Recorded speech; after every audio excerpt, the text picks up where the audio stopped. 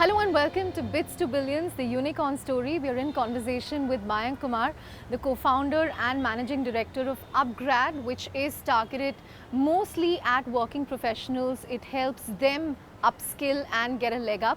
Mayank, it's good to be in Mumbai, right in the middle of monsoons. It's rainy, it's windy. Which way is the wind blowing for UpGrad? Because if I look at the education technology space, there's a lot of storm ahead. A lot of storm already underway in terms of layoffs and cutbacks. Which way is the wind blowing for you? It's all the tailwind right now, Kanza. No headwinds. No headwinds right now for us. But I think the good part is that the ecosystem is maturing, and we are seeing a lot of newer things emerging, and specifically in the working professional, college learner, higher education ecosystem, things are looking far more interesting than perhaps what it was a year or 2 years back. Right. But in terms of growth, a lot of the other edtechs we saw, they've suffered post-pandemic with things moving offline. Yeah. How has it been for you? No, so I think for a lot of K through 12 ecosystem and let's say test prep ecosystem, yes, because of pandemic coming in, offline shut down. So a lot of demand went to sort of the online ecosystem, and now with offline opening up, some demand is bound to go back, and therefore each of the edtech ecosystem providers where there's an offline alternative, they're thinking of ways and means in which they can venture into that domain, but it will have a short-term impact. But I do believe that in the long run, given what happened during pandemic and how the shift happened, you will see a significant move happening, and online adoption will increase going forward because now people have experienced it. Education is a funny business. More people experience it, more people will come there. Founded in 2015, UpGrad is one of India's education technology unicorns, founded and run by Ronnie Screwvala, Mayank Kumar and Phalgun Kompalli. Targeted at the 18 to 60 age group, UpGrad is a higher education and upskilling startup that offers accredited courses and certificates in relevant industries such as e-commerce, big data and BFSI. It competes with the likes of Eruditus, Byju's owned Great Learning, Simply Learn, Udemy and Coursera among others.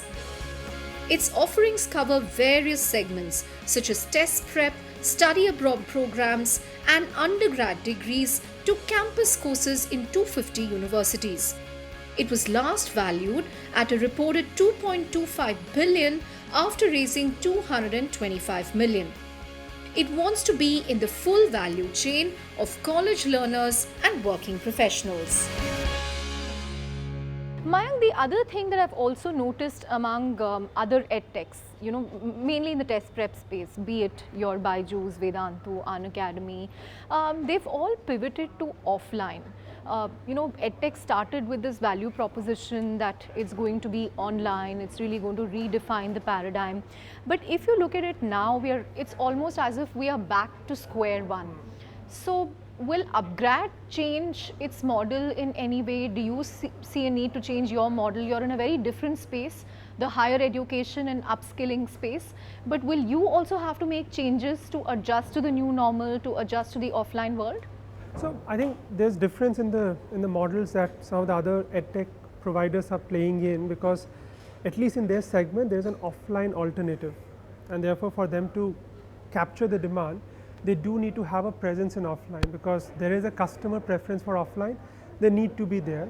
There's a customer preference for online, they need to be there. So I guess for those sectors, specifically K through 12, test prep, tuitions and sort of tutoring centers, I do see a need for a lot of edtech companies to go towards offline, because there's a market sitting there where they can leverage technology and improve the efficacy, etc. That's something that they will definitely work on. But when it comes to, let's say, working professional college learners, because there's not that much of an offline alternative, online is the only option for most individuals to study and learn. And therefore for us, while we will be present offline, but that will largely be for acquisitions, counseling, being closer to the customer, and not necessarily for teaching. Right. The other thing that I want to ask you, Mayank, is your value proposition is targeted at working professionals who want to upskill themselves in courses that are relevant to their particular industry. In fact, 75% of your business comes from there, and 25% are perhaps people who want to pursue online degrees. But now with, you know, the job market looking a little bleak, at least when it comes to startups. Yep. We've seen over 13,000 people being laid off. Do you still think people will invest in upskilling now, working professionals, or will they be more careful with the money they spend? Sure. Will they be more cautious? How is it going to affect the dynamic for you? So the interesting statistics that education is counter-cyclical to the economic sort of growth. So whenever the economy goes down, The higher demand education for higher picks up. education goes We have up. seen this in 2008, Yeah. 2009. We have seen this in 2014, 15, 16, around the time when that transition happened. So I do see that this is the time when a lot of these individuals will go back to the drawing board, invest in themselves and become more relevant. And we are seeing that. I mean, given whatever is happening, we are not seeing a drop in demand. We are seeing same number of people actually more enthusiastically looking for a better sort of upskilling opportunity.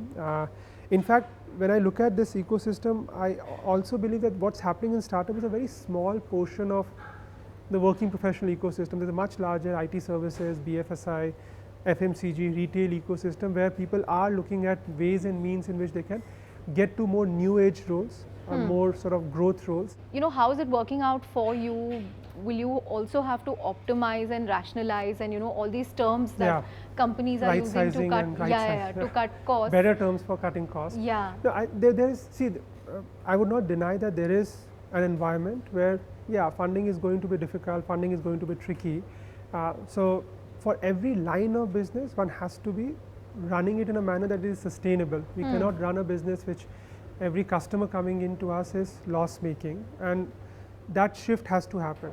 Having said that, there are other areas in which we are growing. So while the core business is profitable and will throw in cash, there are areas where we'll continue to invest. So we'll venture into study abroad, which is a very large part of our business. We are going to invest in that. We are looking at sort of our own branded skill certification program, where we are going to invest heavily on there.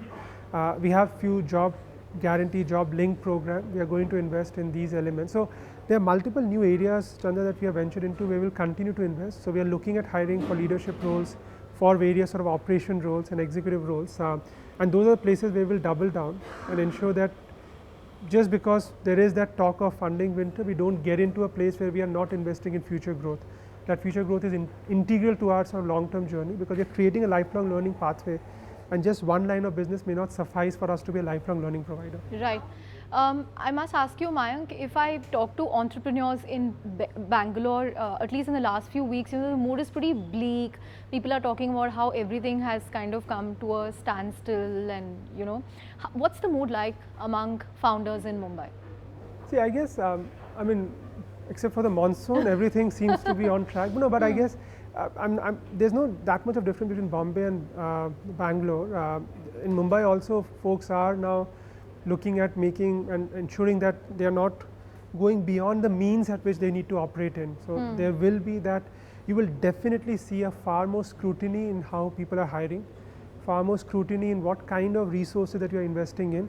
A lot of adjacent experiments that companies were doing will start slowing down. That will not happen. That may not happen, but if you're very clear about your strategy, then you don't think twice whether this is an experiment which is adjacent, but this is part of your strategy. So I guess those are the ways in which you will see difference, but I don't see that significant difference in Bombay and Bangalore, because money has no color and money has no destination preference. But we definitely see things getting more saner and more rational in the approach right now.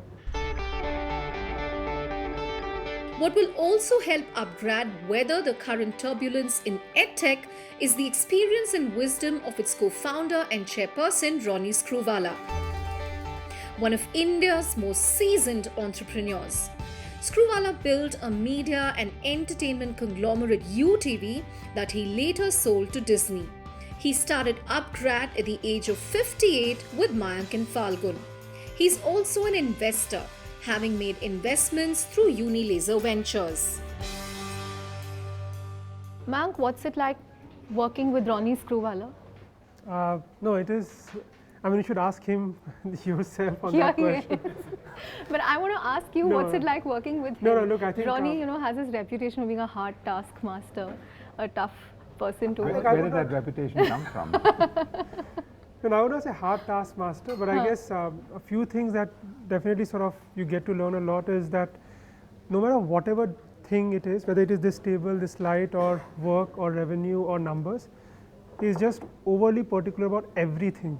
And I don't know how he gets that energy, how he gets that work, but for everything, he wants to be extra sort of thought through and thinking it through, and that's something that I'm trying to pick up, but it's very difficult to pick up that trait because he has had that experience of doing it for so many years. So when you say he's exacting, he knows every part of the business. Every part of the business, more than perhaps the business owners also. More than what I should be knowing. That also is true. But Ronnie, are all entrepreneurs inherently micromanagers? I mean, I wouldn't call it micromanagement, but you know, you have to kind of have that attention to detail. I think there's a misnomer that attention to detail is micromanagement. I think that you need to know a lot more. I'm not somebody who, if somebody asks 5 questions, I'll say, okay, let me open my laptop, let me figure this out. So if you're on top of it, your thinking gets a little cleaner and gets a little sharper. I don't think that should be looked at as micromanagement. Everyone at various levels of leadership should be on top of their game, top of their business, top of the details. And if you are, you can scan in your mind and come to better decision-making process. So to me, it's not micromanaging. It helps me clean up and take harder, faster decisions. And how have you changed as an entrepreneur compared to the UTV days to UpGrad? In many ways, actually, it's a lot more collaborative process. You know, when you're starting up something from the ground up on your own, you're an absolute first-generation entrepreneur that has never been able to raise money or debt. You look at things in a very different way. Yeah. Second, media taught me a lot of collaborative work because at the end of the day, you can only succeed in media if you're a great catalyst. Yeah. If you want to do everything there, you want to be the director, the producer, you want to be the creative person and the marketing person, it doesn't work. So I think that grounding that I got in media to be collaborative is exactly what I think is my evolution in terms of building teams. And my first instinct, therefore, Mayank in his own mind was thinking of getting into education. Separately, in a different world, I was looking at it the same way. But the very fact that I was looking for a co-founder and he was looking for a co-founder speaks the volumes of how one has emerged. Ronnie, last year, EdTech was the poster boy of the Indian startup ecosystem. Created by the media themselves, but yes. Don't lay this at media's door. This year, it's kind of become the bad boy of India's startup ecosystem. Created by the media itself. No, the data speaks for itself. I mean, more than half of the layoffs that are happening today are happening at EdTechs. So, you know, employees are asking a lot of tough questions. Customers are asking these questions that, you know, if these EdTechs had money to pay to Shah Rukh Khan and Amir Khan, Amitabh Bachchan is your brand ambassador, why were they not prepared to pay employees? You know, they hire in one shot, fire at the first sign of trouble. Yeah. Why are we not building businesses that can weather even 3 months of a funding winter, or, you know, even 6 months of a funding winter? Yeah. So I think very legitimate questions. Firstly, you can't judge business and sectors just on their capacity to raise funds and not. So, and this winter, I don't identify with that because there are 4 seasons in life and they come and they go. That's the idea. They come and they go and there's an evolution. There is a reason why winter leads to the next season, okay? And it actually trains people in a very different way. You want that change of scenario. You learn a lot of lessons. I think winter is a lovely time to learn a lot of lessons. It separates the men from the boys and the girls from the women. It builds long-term businesses that outlast. And I think those are some of the positive points of that. Coming specifically to EdTech, yes, when you're immature or naive and you get funded heavily, and then those same people sitting on your board say, you know, where's the next level of growth? Why don't we diversify? At that stage, your cue is, let's pick it up and go forward, because obviously you raise more money than you needed. That's the first premise. So when you raise more money than you actually needed, because you were advised by the same people that take it from me, because otherwise you never know when I'll close the doors, I'll continue raising my own money and do $10 billion funds, but that's what it is. Then you diversify. So what you're seeing here is a correction. 2 corrections. One, the correction that COVID brought about in the K-12 sector. Yeah. And 2 is diversification because of more money with some of the companies, more than they needed. And that's the only thing you're seeing. But there is an absolute reskilling revolution that's going on, not just in India, but around the world. That's not slowing down. Do learners want to change their domain and vocation Do more people realize that as a working professional now I can actually carry on learning? Otherwise you normally thought when you flung your graduation you were done with learning. Yes, that is here to stay. So the hockey stick of K-12 and the excessive funding, those two are the only things that have actually changed, and thank God they've changed, because you're now in a sane time, a very good time, you can build things. Now we should not misinterpret spending on brand ambassadors as a callous thing. You need to build credibility sometimes. Credibility is built across the board by a lot of people. So when you're moving from a brick and mortar credibility to an online credibility, you need a certain sense of attachment, and different people have different sense of how they want to build a credible brand. When we choose Mr. Bachchan, it was only for one aspect of our business, which is our study abroad business, because there we were touching parents who were taking a decision on a very expensive one to send their kids abroad, and therefore we felt Mr. Bachchan represented that. So I don't think we should categorize all of this in one large lump. And the last thing I would say is EdTech is a very different animal in K-12 and a very different animal in higher ed. Are you relieved that you perhaps did not dabble in K-12, that you took a call to be present in higher learning? I mean, because the chickens have come to roost, at least for K-12. I can't be relieved, because I was very clear that is something we didn't want to do that. And I think when Mayank and I first came together, he was more clear than I was, that if we want to build an EdTech company around the world, then outcomes is going to be the most important thing, and ROI for your learners is going to be the most important thing, and you'll only see that in higher education. You won't see that in K-12. Do you think the tech has consumed the ed part when it comes to some of these unicorns? It should consume, right? Because you're actually now creating a very selective process of being able to aspire and go to a university, which 99 out of 100 people can't go. And you're now catching the other 99 people and saying, look, you have an option through online. So it should be that. It should be that. It's not a bad thing.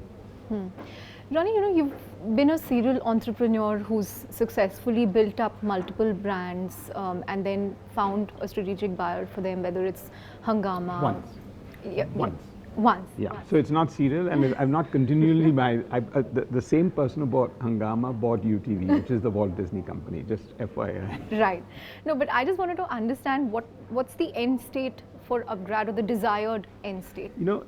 The best way I can answer that is the end state in media is, out of the 500 people who stood outside the line in the 1990s to start media companies outside the Doordarshan when they privatized Doordarshan as a single channel, there were only 4 or 5 in 2012 left by the time I exited. So I think I outlasted 95% of them.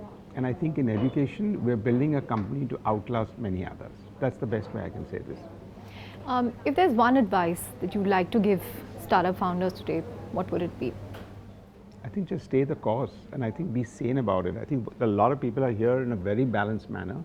You got to build businesses and build companies, and that's what we're here for. Take your idea, take it to the next level, pre-plan, and worry about the last mile. Mayank, we were talking about sustainable business models with Ronnie. Now, UpGrad, if I look at your FY21 numbers, you posted, I think, revenue of 300 crore and a loss of 200 crore. How is FY22 looking for you? Have you kind of managed to contain the loss?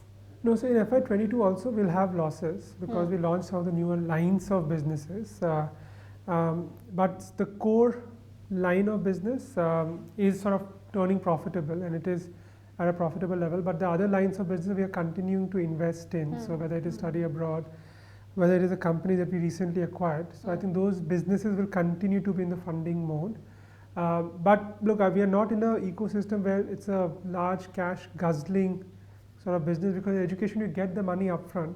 Correct. And then you spend it later. So we are quite cautious of that fact that we don't want to continue building it with a large cash guzzling. We want to focus on ensuring that the core business becomes profitable, and perhaps certain other businesses will continue to be in the investment mode. But net, we will bring down the loss levels within the organization such that we are able to sustain it very, very meaningfully.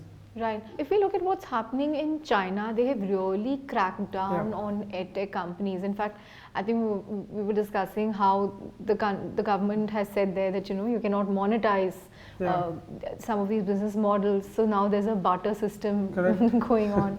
Are you worried that this could happen in India? Because if you look at what the government said recently, they've almost sent a warning to edtechs that you can't run these business models. You have to take customer concerns into account. So how do you see this evolving? So two ways I will answer. I think what happened in China was more political than regulatory, and given the fact that the ecosystem is still struggling with one-child policy moving to two-children policy, and the cost of all these healthcare, education, real estate, everything got cracked down in that process.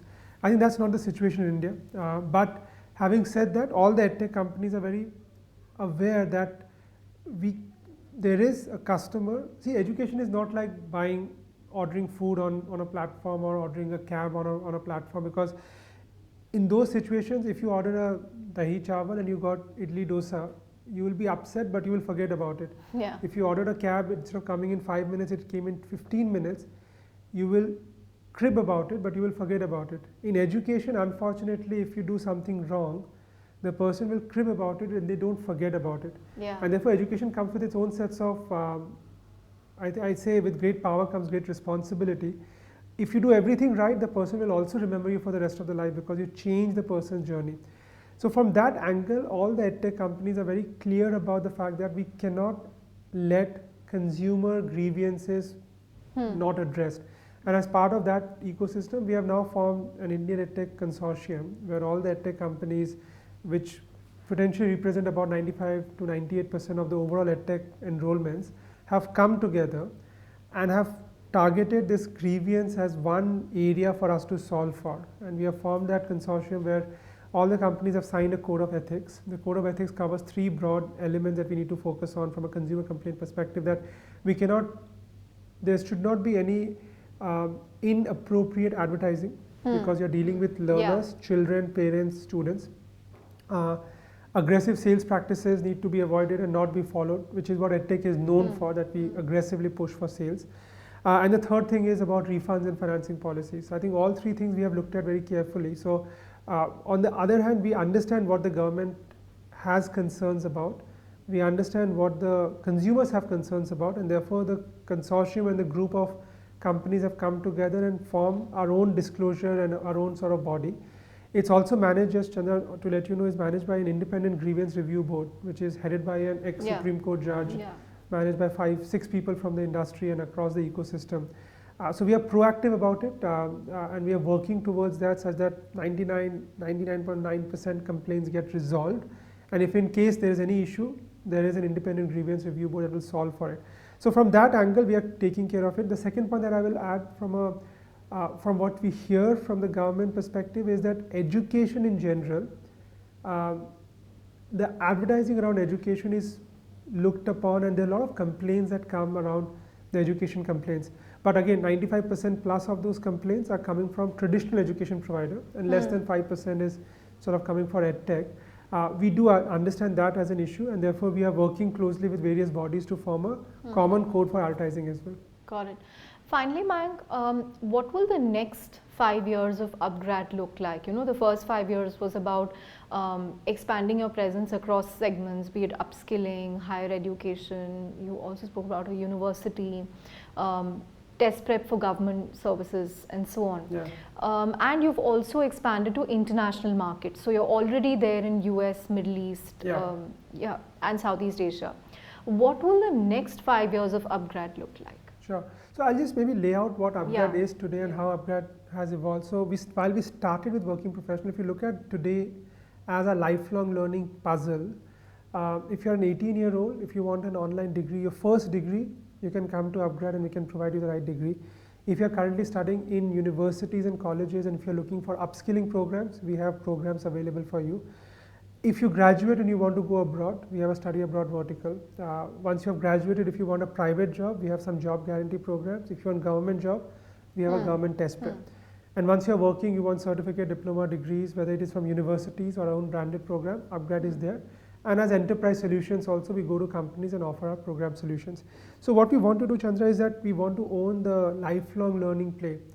And our objective is that every year when you start the annual planning, you put across this amount of money for vacation, this much for insurance, this much for healthcare, this much for wellness. but there's no line for an individual today on education. We want to be that line, and we want to own that line that, look, if everybody should commit a certain amount to invest in themselves to make themselves more skilled and more upskilled. And that's the thematic that we are working towards, but that's at a macro level. But coming to very specific, there are 3 priority areas for us at this point of time. The number 1 priority area for us is we want to double down on India. India is a core market, and that market we want to double down. We do see there's a larger opportunity. It may not happen just with one model, so it may require a multitude of models for us to go deep in the Indian market. The second approach for us is looking at US very strategically. Phalgun, my other co-founder, has now shifted to the US. We had to push him to go to the US and settle down there. So he's working on some interesting, innovative stuff in higher education, working with universities, launching their programs globally, internationally, and in the US. So in the US, we will focus on identifying various approaches in which we can establish a meaningful presence, and that one area where Phalgun will be dedicatedly working on. And the third one for us is outside the US, we do see opportunities where we can leverage the model that we have created in India and launch there. Whether we do it via M&As, whether we do it via organic, both options we are keeping it open. But the goal is expand our presence internationally and establish a very strong lifelong learning play where learners can come back to us. And I should be able to tell, if Chandra came to study with me for one program, I know that 5 years later, she will have another need and she will again come back to me, because I have the right sort of understanding of what her needs are, how her learning environment is, and can provide the right sort of solution for her to move up in her career. Right. On that note, thank you very much for talking to us on Biz to Biz. Thanks, Chandra.